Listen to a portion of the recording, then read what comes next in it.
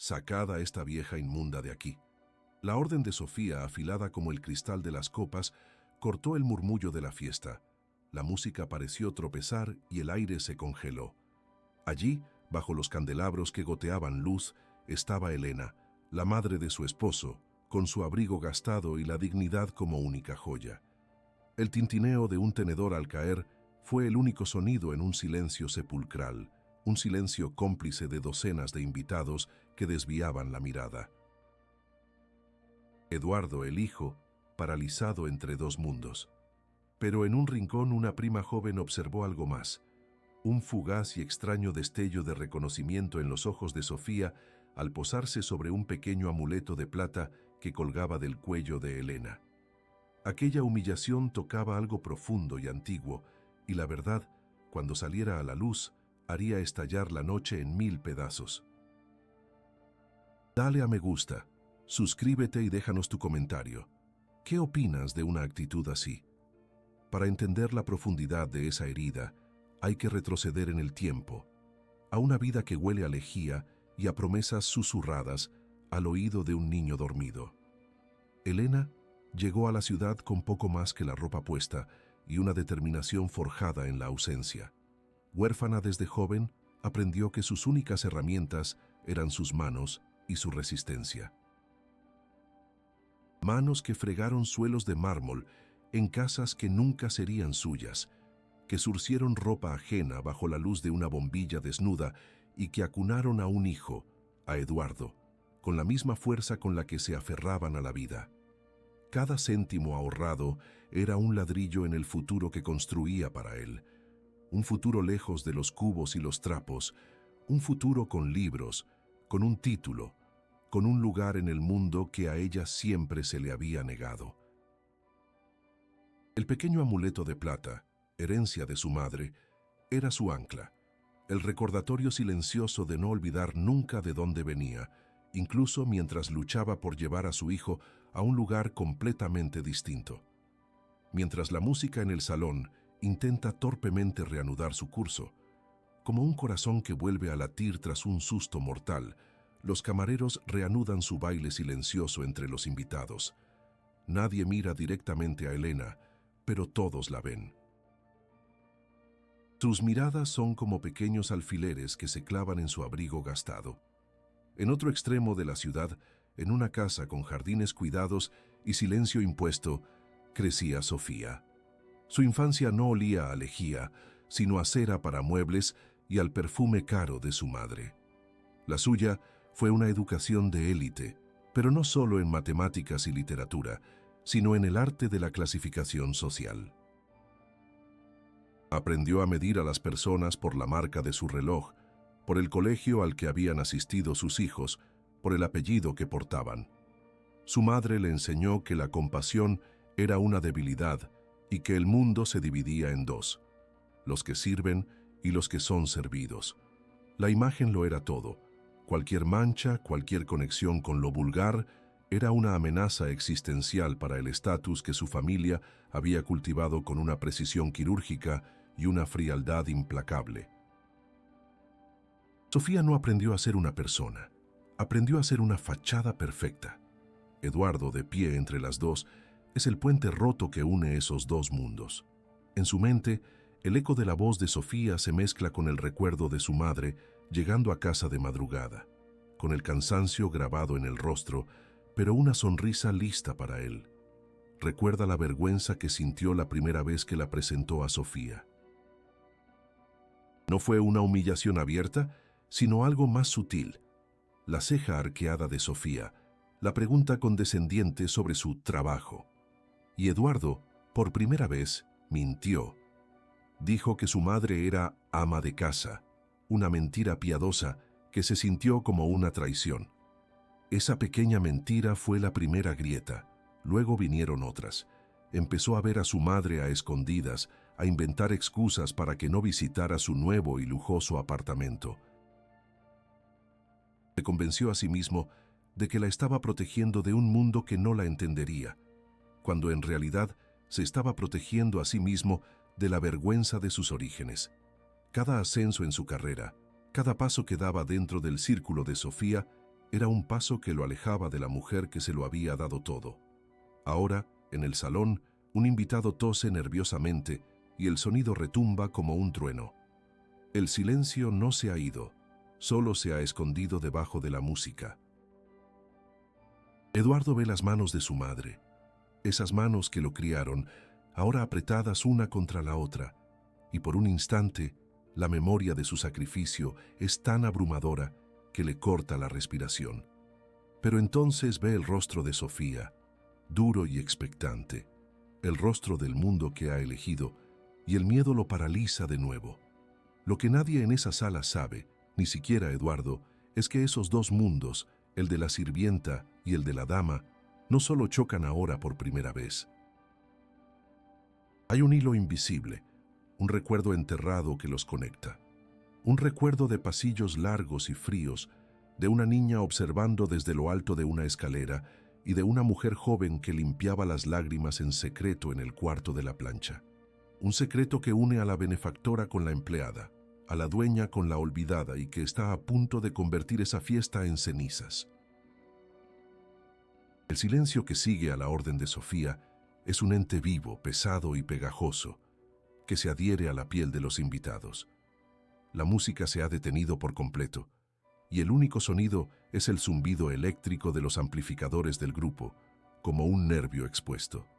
Eduardo no se ha movido, su cuerpo es una estatua de indecisión, la cara pálida, los ojos fijos en un punto inexistente entre su madre y su esposa.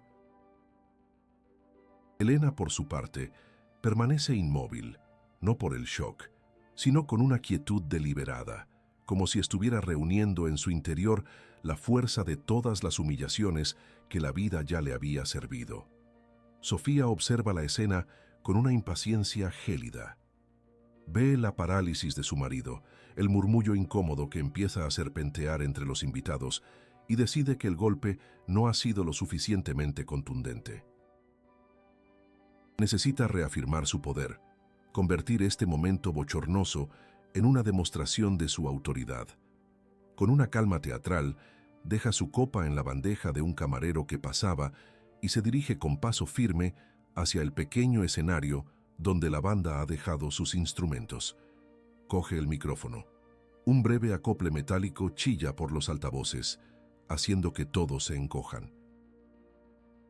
Buenas noches de nuevo, comienza, su voz untada en una falsa dulzura que no disimula el filo de acero que hay debajo. Disculpad la interrupción. Solo quería aprovechar este momento inesperado para compartir una pequeña reflexión con todos vosotros, mis queridos amigos y familia. Su mirada barre el salón, deteniéndose un instante en cada rostro importante, asegurándose su lealtad a través del miedo. En estos tiempos, a veces olvidamos la importancia de los valores. Valores como la gratitud, como saber cuál es tu lugar en el mundo. Un silencio denso se apodera de la sala. El queixo de Sofía se eleva 1 milímetro, un gesto de puro poder. Hay gente que trabaja muy duro para construir algo hermoso, continúa, y sus ojos se clavan en Eduardo, una advertencia y una orden a la vez. Construyen un hogar, una reputación, una vida, y es fundamental proteger esa belleza de cualquier elemento que pueda mancharla. De la gente que no entiende las reglas, gente que confunde la generosidad con una invitación a invadir lo que no es suyo. Las manos de Elena, que habían estado firmemente apretadas, comienzan a temblar. Es un temblor casi imperceptible, pero en el silencio atronador de la sala parece un terremoto. Aprieta con más fuerza la correa de su bolso gastado, el cuero agrietado un testimonio de su vida, tan distinto del brillo impecable de todo lo que la rodea. Algunos podrían pensar que soy dura, dice Sofía con una sonrisa que no llega a sus ojos, pero yo lo llamo tener estándares. Se trata de proteger nuestro entorno, de asegurarnos de que solo nos rodeamos de personas que nos elevan, no que nos arrastran hacia el barro del que tanto nos ha costado salir. Un par de invitados, los más serviles, esbozan una risa nerviosa y cómplice. El sonido es obsceno en medio de la tensión. En un rincón, la prima de Eduardo, Clara, siente que el aire le falta. La crueldad calculada de Sofía es sofocante. La imagen del amuleto y la extraña reacción de Sofía vuelven a su mente con una claridad meridiana. No era desprecio, era pánico. Un pánico fugaz y antiguo. Ignorando las miradas de su familia, se desliza fuera del grupo y se acerca a una tía abuela de Sofía, una mujer mayor sentada en una butaca que observa todo con unos ojos cansados que ya lo han visto todo. «Tía Matilde», susurra Clara, inclinándose. «Perdona que te moleste. Estaba recordando la antigua casa de tus padres, donde creció Sofía. ¿Es verdad que había una chica joven trabajando allí, una que se fue de repente? Mi madre comentó algo una vez». La anciana la mira, sus ojos se entornan, y por un instante, una sombra de un recuerdo doloroso cruza su rostro antes de negar lentamente con la cabeza. Un gesto que es más una advertencia que una negación. De vuelta en el centro del escenario, Sofía decide dar el golpe de gracia. Levanta una copa imaginaria. «Así que brindemos», proclama, su voz resonando en cada rincón. «Brindemos por la gente que sabe comportarse. Por la elegancia, por el decoro y por las puertas, que sirven tanto para dar la bienvenida como para mostrar la salida». Su mirada se posa ahora, sin disimulo, sobre Elena. Luego, con un gesto sutil, casi imperceptible, hace un leve movimiento con la cabeza hacia los dos guardias de seguridad apostados junto a la entrada. Los dos hombres, altos y corpulentos con sus trajes oscuros, entienden la orden de inmediato. Se enderezan y comienzan a caminar lentamente, sin prisa pero con una intención implacable, abriéndose paso entre los invitados congelados. Su destino es claro. La mujer del abrigo gastado. El fin de la humillación parece inminente y físico, pero entonces algo cambia. El temblor en las manos de Elena cesa. Su columna, que por un momento pareció encorvarse bajo el peso de la vergüenza, se yergue recta y firme. Levanta la cabeza y sus ojos, que hasta ahora reflejaban un dolor silencioso, se encienden con una llama nueva, una mezcla de ira y de una resolución forjada durante décadas. Ignorando a los guardias que se acercan, da un paso al frente, rompiendo el círculo invisible de aislamiento que la rodeaba. El salón entero contiene la respiración. Elena abre la boca y el mundo se detiene, esperando el sonido de una voz que nadie allí, y menos que nadie Sofía, esperaba volver a oír jamás. La voz de Elena no llega a nacer. Antes de que una sola sílaba pueda cortar el aire, antes de que los guardias de seguridad den un paso más, algo se rompe en Eduardo. Es un chasquido sordo y profundo, como el hielo de un lago que se resquebraja bajo un peso insoportable. El rostro de su madre, erguido en una dignidad herida, y el de su esposa, victorioso en su crueldad, forman una imagen que su cobardía ya no puede sostener. Se mueve. Su cuerpo, hasta ahora una estatua de indecisión, da un paso, luego otro, interponiéndose entre los guardias y su madre. No levanta la voz. No necesita hacerlo. Su simple presencia es una barrera. «Dejadla», dice, y las palabras, aunque dichas en voz baja, resuenan con una autoridad que nadie en esa sala, ni siquiera él mismo, sabía que poseía. «Es mi madre». La confesión, simple y directa, cae en el salón como una piedra en un estanque. Las ondas de choque se expanden en silencio, alterando cada rostro, reconfigurando cada alianza tácita. Sofía, desde su pedestal improvisado, lo mira con una incredulidad que rápidamente se transforma en furia. Pero Eduardo ya no la ve. Solo tiene ojos para Elena. Con una delicadeza que contrasta brutalmente con la escena anterior, toma el brazo de su madre.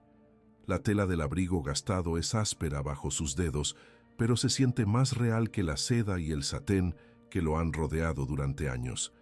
«Vamos fuera un momento, por favor», murmura, solo para ella. La guía a través de la multitud petrificada, que se aparta como las aguas de un mar bíblico. Cada paso es una declaración. Cada metro que los aleja del centro del salón es un viaje de regreso a sí mismo.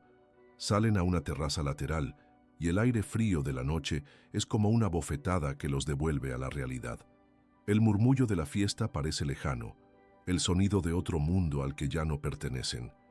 Durante un largo minuto, ninguno de los dos dice nada.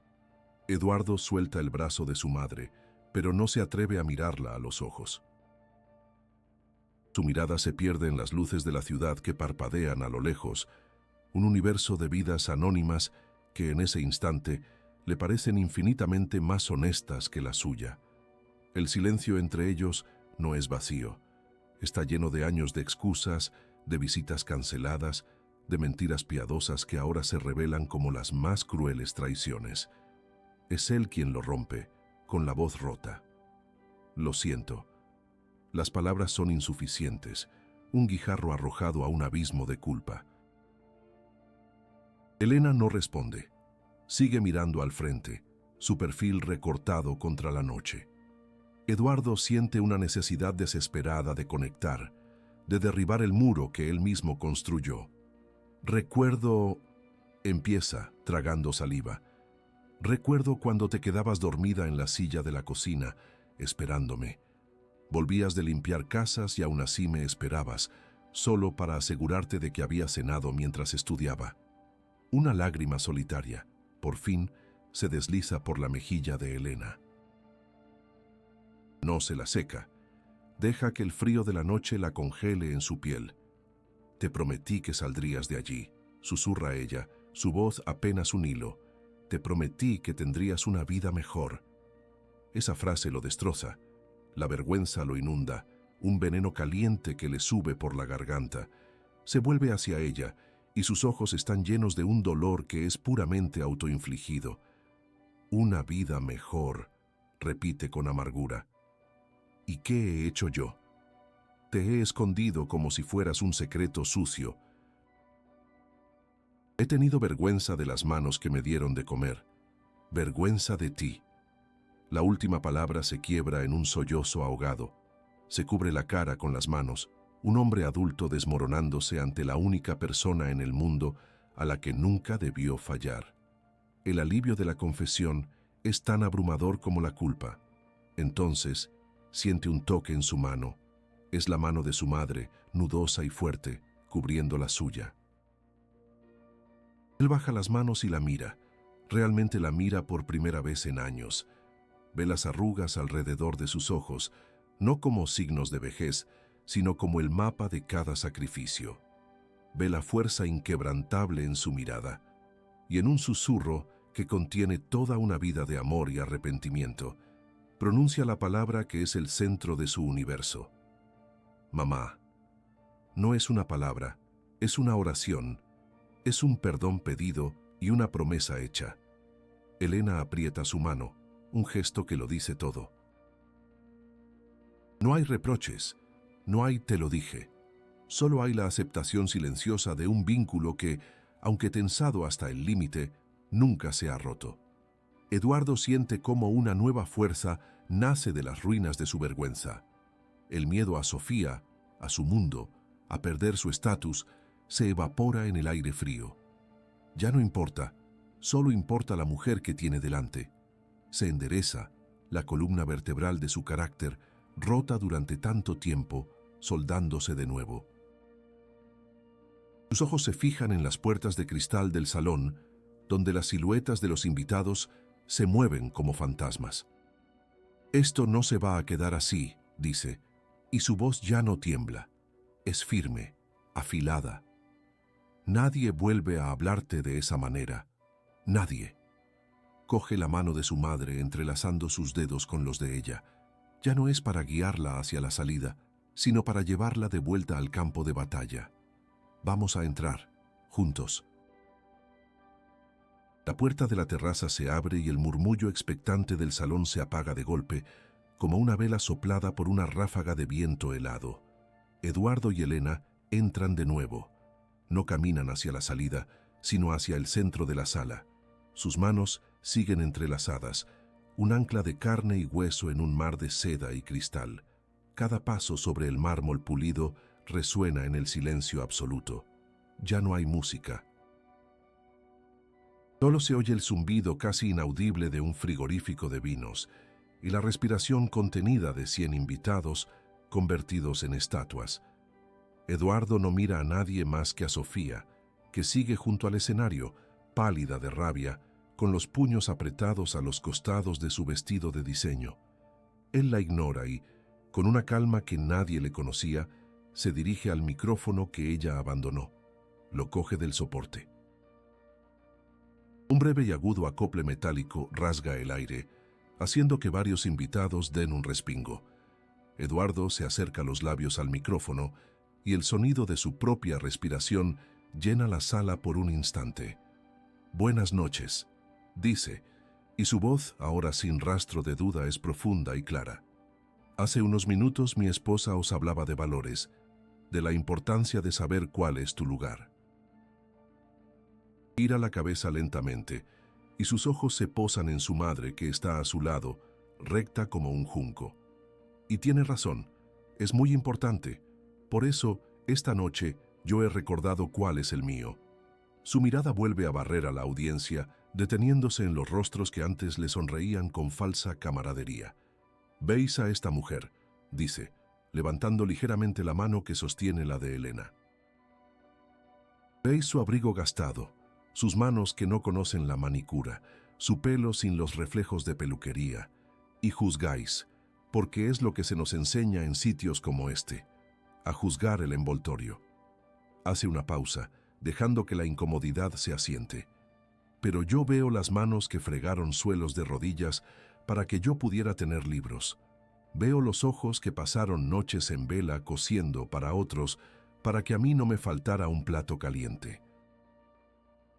Veo la espalda que se dobló 1000 veces para que la mía pudiera erguirse hoy aquí, con un título universitario y un traje caro». Sofía da un paso al frente, su máscara de compostura resquebrajándose. «Eduardo, basta ya. Estás montando un espectáculo ridículo. No sabes lo que dices, estás alterado». Él ni siquiera la mira. Su voz se endurece, cargada de una emoción controlada que es más afilada que cualquier grito. «El único espectáculo ridículo aquí ha sido la humillación pública a la que has sometido a mi madre. Y mi silencio, mi cobardía, ha sido el peor de los insultos. Pensé que protegiéndote a ti, a nuestra imagen, estaba construyendo algo, pero solo estaba destruyendo lo único real que he tenido en mi vida». Se vuelve hacia Sofía y por primera vez la confronta directamente. «Tu problema no es su abrigo, Sofía. Nunca lo ha sido». Su dedo índice se alza y señala, sin tocarlo, el pequeño amuleto de plata que cuelga en el pecho de Elena. «Tu problema es esto. Es el recuerdo de lo que eres, de dónde vienes, un lugar no tan distinto del que dices despreciar». Un jadeo colectivo recorre la sala. Las palabras de Eduardo han tocado un nervio desconocido. Sofía retrocede como si la hubieran abofeteado, el color desapareciendo por completo de su rostro. Intenta hablar, pero solo emite un sonido ahogado. «Esta gente, como tú la llamas», continúa Eduardo devolviendo el micrófono a sus labios, «tiene más decencia en un solo dedo de lo que tú tendrás jamás en todo tu cuerpo, porque su riqueza no se mide en euros, sino en dignidad, en sacrificio, en amor incondicional». Se quita el micrófono del soporte y lo sostiene en la mano. «Así que sí, hay que elegir. Y yo elijo. Elijo la verdad sobre la apariencia. Elijo la gratitud sobre la ambición. Elijo la dignidad sobre el lujo». Su voz se quiebra por un segundo, pero se recupera con más fuerza. «Hoy y cada día que me quede de vida, elijo a mi madre». Un silencio atronador sigue a sus palabras. Nadie se atreve a moverse. Entonces, en un rincón, se oye un único y sonoro aplauso. Es Clara, la prima. Sus ojos están llenos de lágrimas y de orgullo. Tras ella, un hombre mayor, un viejo socio del padre de Sofía, asiente lentamente y también empieza a aplaudir. Pronto, Se suman un par de manos más, luego otra. No es una ovación, es algo más profundo, un goteo de conciencias que despiertan, el sonido de un hechizo que se rompe. La mayoría de los invitados baja la mirada, avergonzados, incapaces de seguir sosteniendo la de Sofía. Eduardo deja el micrófono sobre una mesa cercana con un suave golpe. El sonido es definitivo. Se gira hacia su madre, ignorando por completo a la mujer que hasta hace unos minutos era su esposa. Ve la tensión en el rostro de Elena, el temblor que vuelve a sus manos. Con una ternura infinita, le pone un brazo sobre los hombros, atrayéndola hacia él en un medio abrazo protector. Luego, levanta la vista y llama a un camarero que observa la escena, paralizado. Su voz es tranquila, pero es una orden ineludible. «Por favor», dice, «un vaso de agua para mi madre». La fiesta no terminó con un estruendo, sino con un susurro. Tras la salida de Eduardo y Elena, un silencio incómodo y definitivo se instaló en el salón. Los invitados, como si una campana invisible hubiese sonado, comenzaron a despedirse con excusas apresuradas, evitando la mirada de una Sofía petrificada junto al escenario. El lujoso catering quedó a medio servir. La banda guardó sus instrumentos en un silencio fúnebre y el palacete alquilado para la ocasión se vació en menos de media hora, dejando tras de sí solo el eco de una humillación que se había vuelto contra su artífice. La primera luz del alba se filtra por la ventana de la modesta cocina de Elena, una luz pálida y limpia que promete un nuevo día. El aire de la madrugada entra por la ventana abierta, trayendo consigo el murmullo lejano de la ciudad que despierta, el primer tranvía, el cierre metálico de una panadería. Eduardo no ha dormido. Está sentado a la pequeña mesa, la misma en la que hacía los deberes de niño, con una taza de café entre las manos. Observa a su madre, que se mueve por la cocina con la eficiencia tranquila de toda una vida. El silencio entre ellos ya no es un abismo de culpa, sino un puente de comprensión recién construido. No necesitan hablar de lo ocurrido. Lo ocurrido está en el gesto de Elena al ponerle un plato con tostadas delante, en la forma en que la mano de Eduardo roza la suya al cogerlo. Su teléfono, en silencio sobre la mesa, se ilumina con la discreción de una luciérnaga. Es el mundo exterior, intentando entrar. Una nota en una columna de Sociedad Digital, anónima pero precisa. Tensión en la fiesta del año. Un drama familiar sacude los cimientos de la élite. En las redes sociales, Sofía ya ha comenzado su contraofensiva. Una foto suya, perfecta y serena, con un texto sobre la importancia de proteger la paz mental de las dinámicas tóxicas, incluso si vienen de la familia. Es un intento desesperado de controlar una narrativa que se le ha escapado de las manos. Pero por cada comentario de apoyo de su círculo, Eduardo recibe un mensaje privado. El primero fue de Clara, su prima, a las 3 de la mañana. «Estoy orgullosa de ti, por fin». Otro del viejo socio de su suegro. «Hijo, has demostrado tener más clase que todos ellos juntos. Llámame si necesitas algo».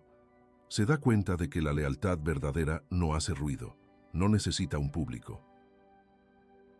A media mañana, mientras el sol ya calienta los cristales, Eduardo se levanta y saca una cinta métrica del bolsillo. Comienza a medir la pared del pequeño trastero al fondo del pasillo. Elena lo observa, interrogante. «Siempre te quejas de que no tienes sitio para tus plantas en invierno», dice él sin mirarla, concentrado en su tarea. «Y necesitas un buen sillón para leer, uno donde te dé el sol de la tarde.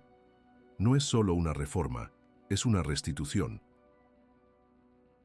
Es la construcción de un espacio que simboliza su regreso, la promesa de una presencia constante. Las visitas ya no serán citas clandestinas en cafeterías anónimas. Serán domingos de comida casera, tardes de silencio compartido, la normalidad de una rutina que nunca debió abandonar». Más tarde, de pie en el pequeño balcón, Eduardo mira las azoteas de la ciudad.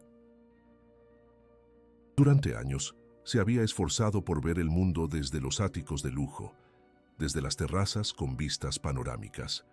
Ahora, desde este humilde balcón, la vista le parece más honesta, más real.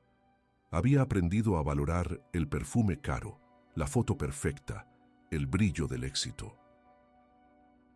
Pero el verdadero valor, comprende ahora, estaba en el olor suavizante de la ropa limpia que su madre le preparaba, en el sonido de su máquina de coser de madrugada, en el peso de su mano sobre su hombro cuando las cosas iban mal.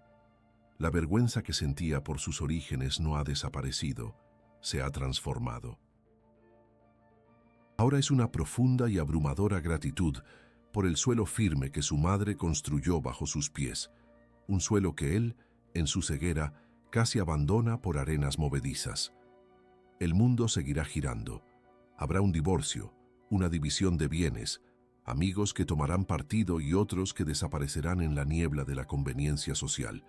Será difícil, pero mientras siente la brisa de la mañana en la cara, Eduardo sabe que ha tomado la única decisión posible. Ha cambiado un reino de apariencias por un pequeño balcón al sol. Ha recuperado su nombre, su historia, su alma. Y uno se pregunta, al final de todo, ¿cuántas veces en la vida nos enfrentamos a una elección similar?